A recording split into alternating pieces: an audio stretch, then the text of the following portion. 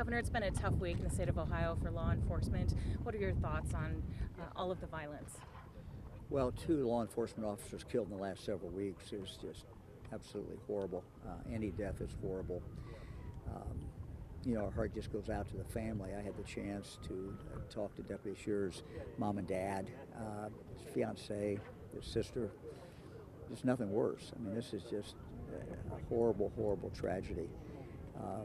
It reminds us, I think, how dangerous it is to be in law enforcement. And we have to thank the men and women who are out there every single day, who get up in the morning and they have no idea what they're going to be responding to.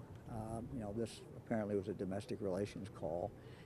Those can be very inherently dangerous. But Officer Sherrer, Deputy Sherrer, went right ahead, did what he does, and what the men and women of law enforcement do every single day, and he responded. We pay tribute today. We tell his family how horribly sorry we are, but as I told the parents, there's just nothing any of us can do or say that's going to really help, and we get that. Governor, watching the last hour or so, all of these men and women coming together, what's going through your mind as you're seeing this beautiful tribute to Deputy Sherrer? Well, this is a beautiful tribute. I wish I saw fewer of them, though. I've seen 2 in the last several weeks.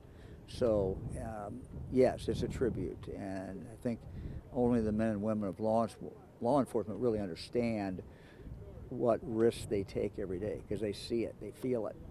The rest of us go about our business and we sort of take it for granted, and so a tragedy like this reminds us we cannot take these men and women for granted at all. We've got to give them all the support that we can, give them any assistance, whatever they ask for, we need to be giving it to them. When they were describing Deputy Sherrer in there, was there anything that stuck out to you listening to those words?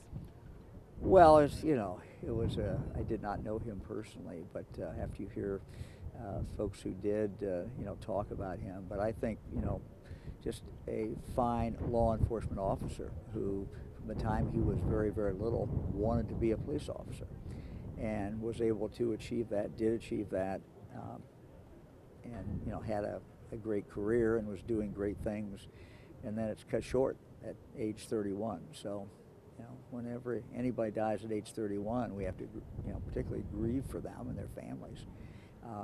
Somebody in law enforcement who's made that decision themselves to go into it and take the risk, and then they die. It's just horrible. Anybody else? Governor, what's your message to the community? We've seen an uptick in, we're told we've seen an uptick in violence during the summer months, and we've obviously seen a lot in the news lately of people being shot and killed. Officers specifically, what's your message?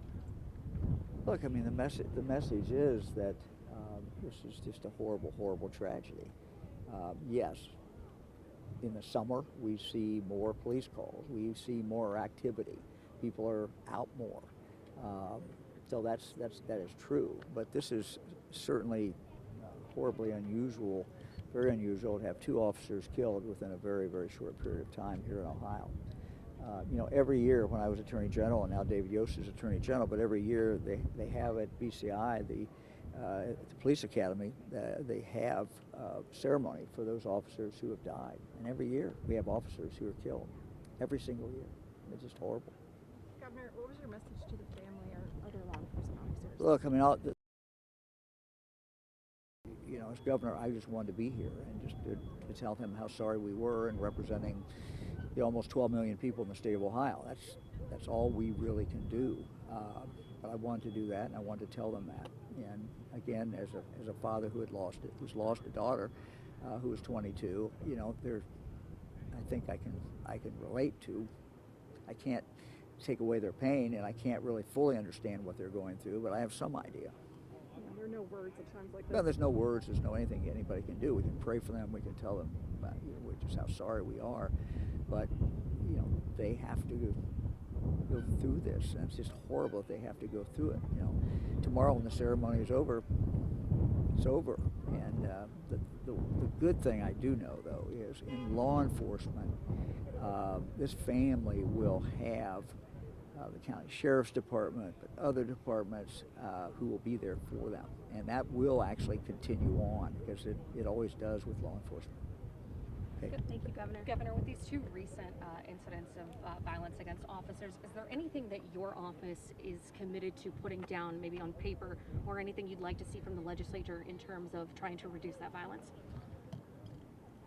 Well, look, we always ask the legislature for help to local police departments. We are a local police state. Law enforcement is done primarily locally. We also have the highway patrol who comes in and can be of assistance. But what happens every day is at the sheriff's office level and at the PD level. And so the more assistance that we can give them from the state legislature, the better.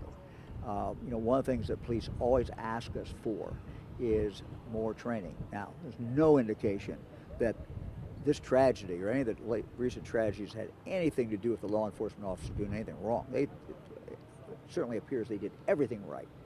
But what law enforcement will always tell me is, you know, the more training you can get all our men and women, what we call scenario-based training, just the better off it is. So it is assistance that we can give to the local law enforcement. And so the legislature, frankly, in the last few years at my request has been very good at doing that. We have to continue to do that. We have over 1,000 police departments in the state of Ohio, law enforcement agencies, and they all can use our help. Do you think Ohio needs red flag laws? Look, I'm not going to get into that today. You know, I'm not going to get into that today. So. Okay. Thank you, Governor. Thanks, everybody.